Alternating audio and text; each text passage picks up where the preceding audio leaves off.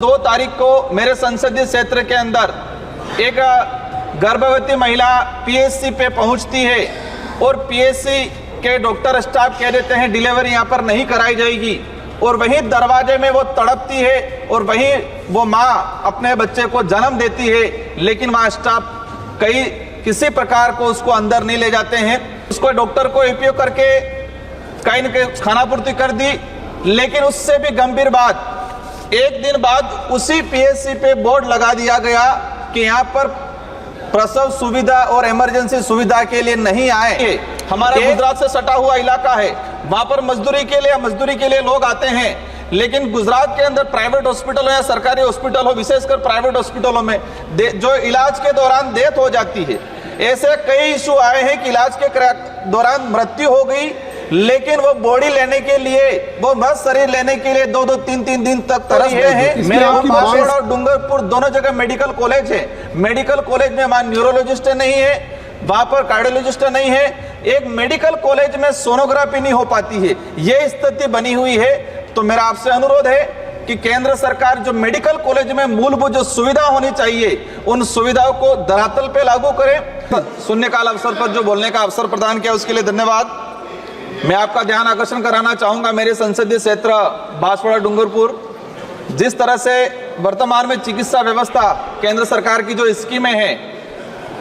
कहीं न कहीं जो गरीब जनता है उनको लाभ नहीं पहुंचा रही है। मैं आपका ध्यान आकर्षण कराना चाहूंगा, मैंने जिस उद्देश्य से लगाया था मेडिकल कॉलेज में जो व्यवस्था हो रही है, लेकिन जो शून्यकाल लगाने के बाद ही आपके एक ध्यान आकर्षण कराना चाहूंगा, 2 तारीख को मेरे संसदीय क्षेत्र के अंदर एक गर्भवती महिला पीएचसी पे पहुंचती है और पीएचसी के डॉक्टर स्टाफ कह देते हैं डिलीवरी यहाँ पर नहीं कराई जाएगी और वहीं दरवाजे में वो तड़पती है और वहीं वो माँ अपने बच्चे को जन्म देती है, लेकिन वहाँ स्टाफ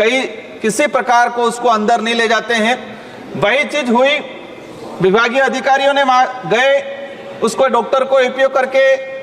कहीं न कहीं खानापूर्ति कर दी, लेकिन उससे भी गंभीर बात,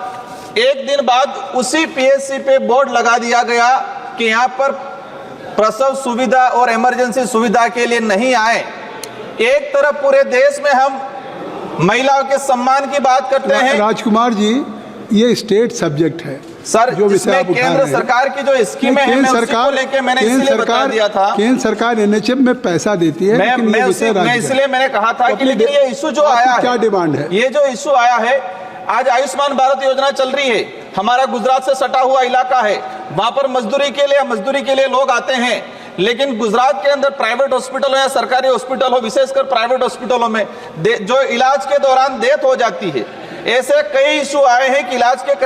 दौरान मृत्यु हो गई, लेकिन वो बॉडी लेने के लिए, वो बस शरीर लेने के लिए 2-2, 3-3 दिन तक तरसते हैं। इसमें आपकी मांग क्या है? मेरी मांग यही है कि जो स्कीमें हैं फास्ट तरीके से कागजों में दौड़ रही है, जोरदार तरीके से, लेकिन धरातल पे इम्प्लीमेंट नहीं हो रही है। मेरे वहां बांसवाड़ा और डूंगरपुर दोनों जगह मेडिकल कॉलेज है, मेडिकल कॉलेज में वहां न्यूरोलॉजिस्ट नहीं है, वहां पर कार्डियोलॉजिस्ट नहीं है, एक मेडिकल कॉलेज में सोनोग्राफी नहीं हो पाती है, ये स्थिति बनी हुई है। तो मेरा आपसे अनुरोध है कि केंद्र सरकार जो मेडिकल कॉलेज में मूलभूत जो सुविधा होनी चाहिए, उन सुविधाओं को धरातल पे लागू करे। और जो वहाँ फर्जीवाड़ा चल रहा है और जो चिकित्सा व्यवस्था को जो प्राइवेटीकरण के लिए बढ़ावा दिया जा रहा है, उस पर आप विशेष ध्यान दें और सरकारी व्यवस्था को सुधारें। धन्यवाद।